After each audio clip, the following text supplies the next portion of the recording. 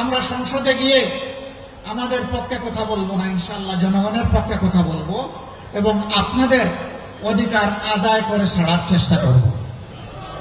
কিছু রকম ভালো, যে কেউ ভালো কাজ করে আমরা তাকে ধন্যবাদ দেব।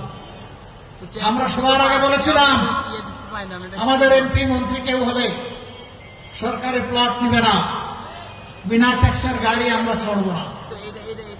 আলহামদুলিল্লাহ আমাদের রাস্তা ধরে সরকারি দল একই ঘোষণা দিয়েছে, তাদেরকে অভিনন্দন।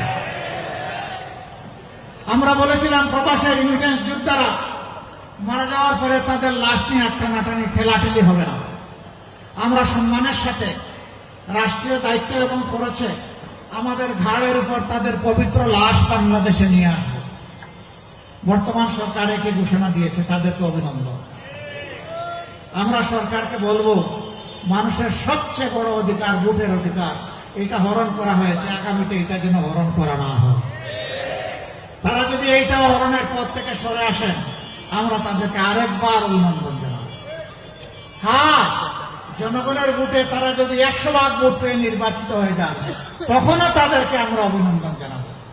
কিন্তু ইঞ্জিনিয়ারিং করে, কায়দা করে, ইলেকট্রিসিটি বন্ধ করে দিয়ে আপনাদের পাশে ঘটেছে, পাশন থেকে কারেন্ট বন্ধ করে দেওয়া হয়েছে, 900 করা হয়েছে। আমরা এগুলো আর দেখতে চাই না। দেশের বহু জায়গায় গায়ের জোর কাটিয়ে আমাদের এজেন্টদেরকে বের করে দেওয়া হয়েছে। আমাদের এজেন্টরা রক্তের বিনিময়ে ভোট চায় না, এই জন্য তারা ছেড়ে দিয়ে চলে গেছে। আগামীতে মানুষের ভোটের অধিকারের পক্ষে জীবনের বিনিময়ে হলে আমরা দাঁড়িয়ে যাবো ইনশাআল্লাহ।